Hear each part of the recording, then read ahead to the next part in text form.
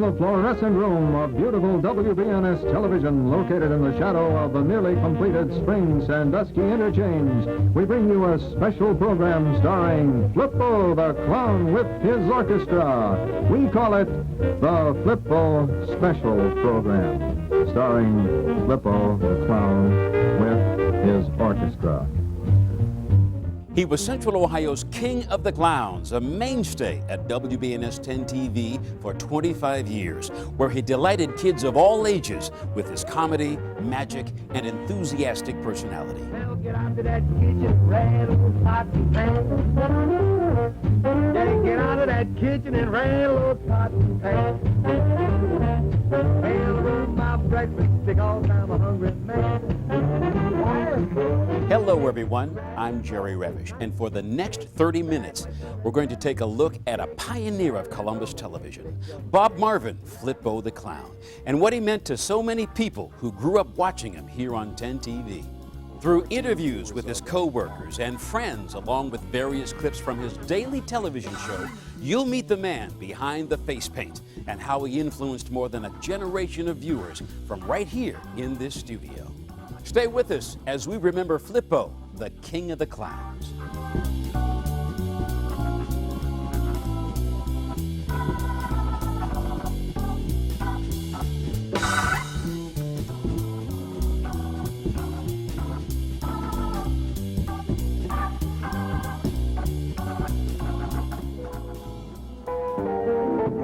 Go in your drawing room. Don't spill any on your drawing board. Pepsi-Cola, the modern and the light refreshment. Get some waiters, a 6 ounce. Here's a 12 ounce. Oh, I forgot. And the hostess size, Dad. Hold on. Now, can you try that again? The hostess size. There it is. That's very good.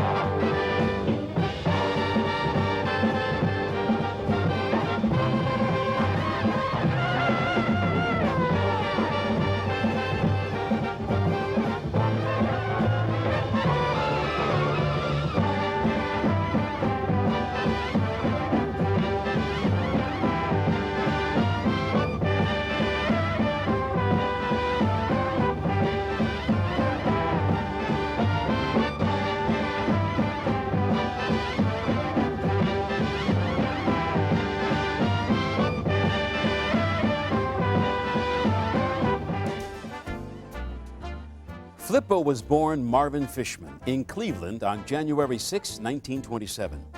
In 1950, after serving with the Army in Korea, Marvin enrolled at The Ohio State University to study optometry, but then switched to journalism before settling on music.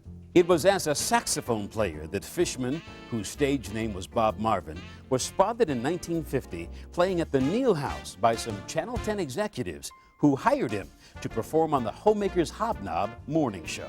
2 years later, Marvin auditioned for a new children's clown show on WBNS that was being sponsored by the Ward Baking Company and J. Walter Thompson Ad Agency. After a circus clown originally brought in for the role chickened out, Bob Marvin became Flippo, the King of the Clowns. For the next 25 years, Flippo was a mainstay at Channel 10, 5 days a week from 4 to 6 p.m. In 2005, Fishman donated his clown costume, photographs, and other memorabilia to the Ohio Historical Society. His last public appearance was at the Historical Society in January, where he was honored for his donations to the museum. As with anyone who's been in the public eye for so many years, Bob Marvin left an indelible impression upon everyone he met. Most notably, his biggest impact was on his co-workers, the people who knew him as a dependable worker, a comic genius, and as a friend. The thing about Flippo, he was not primarily slapstick comedy. He didn't get hit with a pie in the face or fell off ladders or things of that sort. He was just plain funny with the good line. I saw him every day, as I said, and you realize that he was funny every day. And to sustain that for a period of 27 years, that is considered genius. Hey, good groovers, Earth people, 14 viewers out there in the darkness. Fritz the Night Owl here to recount, recollect, recall, reestablish some of the stories, the fables, the foibles of Flippo the Clown. He used to kid me a lot about the owl costume, because it would take him about an hour, hour and a half to get into his suit and the makeup and that, and then about the same amount of time to get out of it.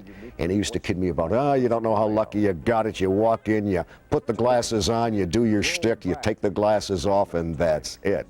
But as I say, my time as Fritz the Night Owl with Flippo was very, very limited. However, my time as Fritz Perenboom, Fritz the college student, Fritz the floor man with Flippo from 1954 till about the mid-60s was truly golden. Bob Marvin, Flippo the Clown, a.k.a. Flippo the Clown, a.k.a. Marvin Fishman, was an icon. So many Central Ohioans grew up with him, and every day at 4 o'clock they were at their television sets, glued to the television set. And to parents and to adults, he was a funny, funny man. He was a stand-up comic. To children, he was funny as a clown. But he always had a moral at the end of the story, and at the end of his show, it was always, don't fight. I tell you, even on his deathbed, he still was a funny man. The rabbi went in to see him and said, Marvin, is there anything I can do for you before I leave today? And here is the man is, he knows he's only got a few days or hours left, and he says, in answer to the rabbi, he says, well, you can call ahead and make sure they give me good seats on the other side. I mean, his wit was just always right on top. And while those people worked with Flippo on the air, he influenced and befriended just as many behind-the-scenes studio and station personnel at 10 TV. Here are some of their recollections of the King of the Clowns. You could be in the worst mood of your life, and Flippo would come in and the whole place would brighten up. You didn't even have to see him. You'd come into the building and you would just know that he was there. He brightened everybody's mood. When we would prepare the show, you just absolutely never knew what was going to happen. It was just absolutely uncontrolled mayhem. You could take a 30-second commercial, and if you bought a 30-second commercial, you knew you were going to get a minute and a half of airtime, because he would just absolutely take all the liberties in the world with your commercial. Most people knew Flippo on the air, and I knew him very well off the air. And there was a little bit of a difference, because off the air, he was a family man, and he owned a house, and he had all those problems that everybody has. And owning a house and property, he hated property taxes. Flippo was a consummate professional. He used to wander the halls, talking to himself about what he's going to do next, how he's going to do it, what he did wrong the last show. He would go in and watch and videotape to him. Was a godsend, but he would go in and watch videotapes daily to how he was. I don't mean tomorrow or today or yesterday. I mean today after the show. He would critique himself, and there was nobody that was hard on Flippo as he was on himself. He was always the guy that had the upper line. He had the snappers. He was the guy that was on top. But during April Fool's in 1977, what we did was well, we pulled a big one on him. He never came out into the studio until his theme music was played. And then it was usually right at the last second when they said, here he is, the King of the Clowns, and he'd come right onto the set. He'd never be out in the studio prior to that. Well, what our crew had done that day on April Fool's was completely dismantled the set. There was no set in the studio. There was a lockdown camera. There was no cameraman in the studio. There was his mic on the floor in the studio. The studio was bare. So when he came out, he's whistling and he all right, what'd you do with it? Here it is. What do you want me to? All the clowns are standing around behind curtains going, oh, look at that, look. I walked in. Are we on the air? I don't know if we're on the air. There's nobody in here but me, folks. We got him on that big time. The clown was never one for really remembering what day it was and so forth. So we nailed him good on that. But what we did during the show, during each film segment, we rebuilt the set piece by piece, so that as the show went on for the 2 hours, the show had its set re-completed right on the air there, and it was back to the way it usually is. Flippo came to work with a headache, bad headache, and he was sort of struggling along, and Don Riggs came in with his Willie the Duck puppet, and they got an interaction going. This happened quite often, and I think Flippo was describing what he had had roast duck for dinner. And of course, Willie's going, "What?" And all at once, Flippo stopped and he stared at the camera and he said, "My headache, it's gone." The director, Ted, would tell the floor director, "Okay, clown, you got a minute and a half to do this segment. A minute and a half, maybe 2 minutes." He said, "Okay." As soon as he come up on him, cue the clown. "Okay, rap him, rap him." He don't Come on, clown, you're killing me here. He commanded an audience, whether he was in the hall or the canteen or the lobby, wherever it was, he held them all. I grew up here at Channel 10. My mom was the film director, so when I was a little boy, I'd be here and he'd come in and say, "Hey, let me use the kid for some shtick." I think I learned the word shtick actually from Flippo. And you know, he would use me as a prop for something. He never did pay me for using my kid.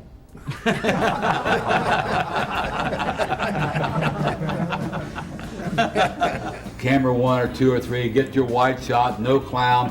Time we take it, I never recall Flippo being late, but he would come sliding in, come through, Last second. and just amazing how comical and funny Flippo was. I came to work 4 or 5 days, growth of beard on my face. Tipped up the light scoop, and Flippo noticed me. He said, "Our cameraman looks like he just climbed off a boxcar." Everybody liked what they're doing. It was a busy time in television. But at 4 o'clock, the nature of the building would change. Everyone would turn up their monitors, and it would just be a happy time. And for being a young guy in television, that was a really neat thing to look forward to at 4 o'clock. Please stay with us as others in the community remember Flippo, the king of the clowns. Isn't that wonderful? I thought I'd deliver this letter personally. Oh, thank you very much. I'm expecting a letter from Captain Kangaroo. Well, yeah, I could have given it to the mailman, but I thought I'd deliver it personally. Is that a regulation uniform you're wearing? Well, yes, you see, rather You look like I've seen you somewhere. Well, yes, you see what I wanted to explain. Let's read the letter. Yeah, I think if you read that, it'll explain everything to you. I can read, you know. Oh, can you? Yes. Yeah. It says, "Hi, Flip. Be sure to remind the boys and girls to see my show at 8:15 on Channel 10 and Saturdays at 8 a.m. too." No one was better at blackout comedy in Central Ohio than Flippo. Put them all together, you've got moth.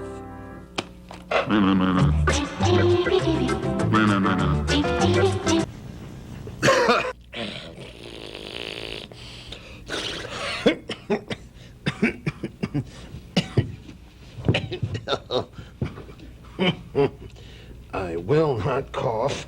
I will not cough. I will not cough.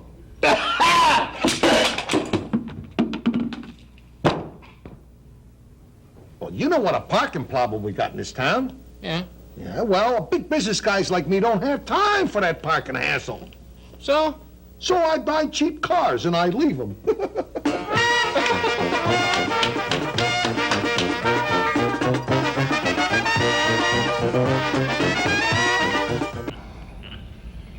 And I was thinking to myself, if I just knew what this next bit was, I'd do it. But I lost it. We've talked with the people who worked with Bob Marvin on a daily basis. Now listen to what others in the Columbus area thought of Flippo. More than anything, I guess I can thank my weight problem. I can thank Bob Marvin, Flippo the Clown, for my weight problem, because Mom never had trouble getting us in the house in the summertime for dinner because the early show was on, and we were going to watch Flippo the Clown, and that just made us right there handy from when Mom called us to the dinner table. So Bob Marvin, Marvin Fishman, Flippo the Clown, however you name him, he's got a very warm spot in my heart, like many other kids who grew up here in Central Ohio.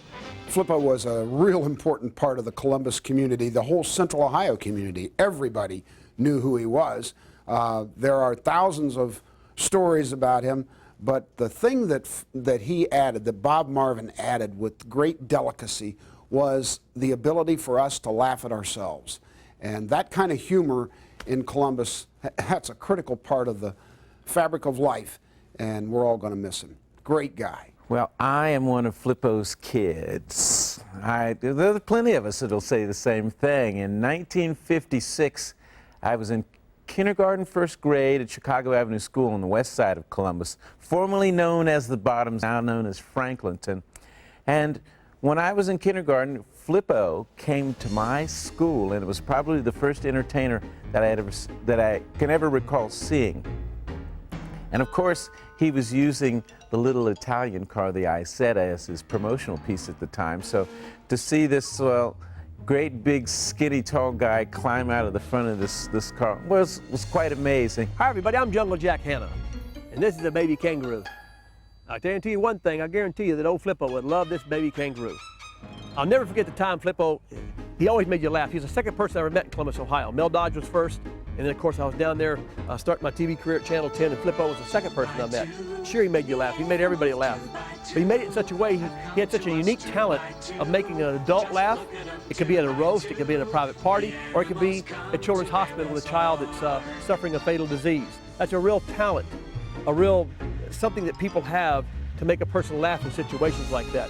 I'll never forget the time though I was at Cube TV and Flippo was over there, a guy named Dick Wolfsey. Many of you don't even know what Cube TV was. It's the first thing, we had a little box, talk back to each other, that kind of thing.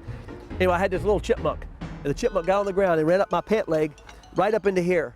Now I don't need to tell you what Flippo said when you have a chipmunk down there, but it floored everybody, and it made me at ease because that was my second TV show I ever did. So I'll never forget that as long as I live, and we all laughed. I wish I had a clip of that to show you. But Flippo is always going to be remembered. 28 years later, today, we all remember Flippo. In his last television interview in January of this year, Bob Marvin tells our Chuck Strickler what his favorite moments were during his career as Flippo. The special moments for me, it sounds wild, it was out of the Ohio State Fair. I used to keep 2 suits going at the Ohio State Fair. I would come off drenched, take it right to the cleaners, and put on a fresh suit the next day. And then I just rotate them and I have a fresh suit every day. But the thing I miss most were the guests that I had. Red Skelton, all kinds of wonderful people were on my show. Some of the classic comedians of the time. It just, there was just, and the reactions from the crowd. And the children too. Well, the crowd is the children, you know. They were all there and they were all just doing just fine.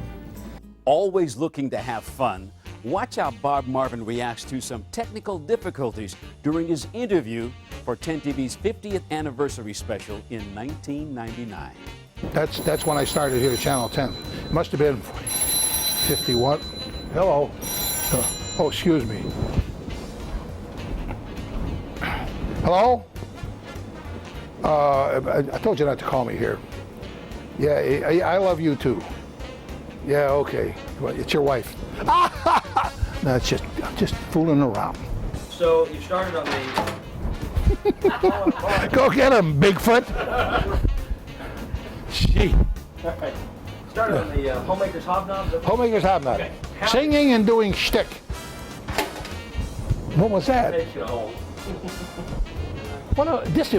You guys picked a neat place to record. Why don't we go out in the middle of the freeway?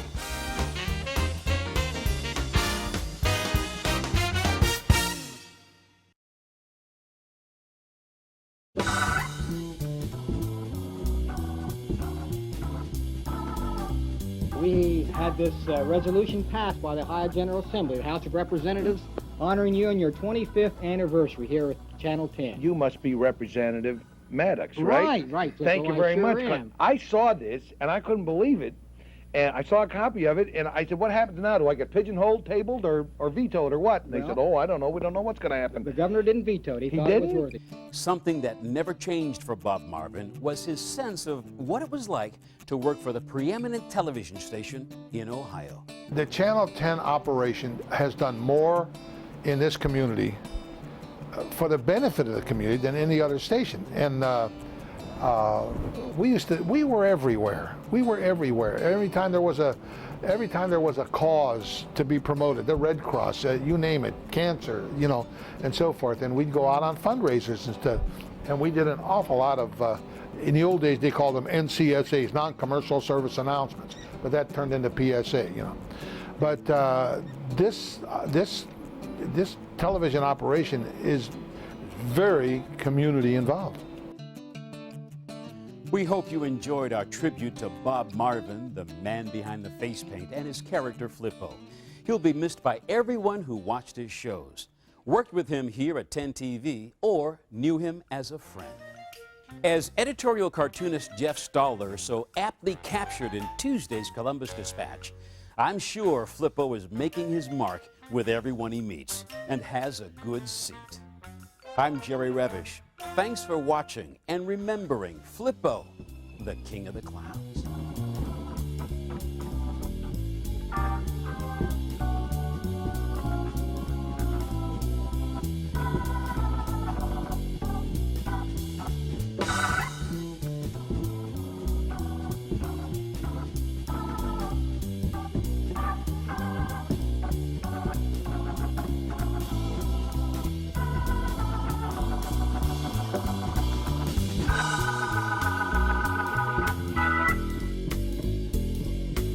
Here's looking at you, clown.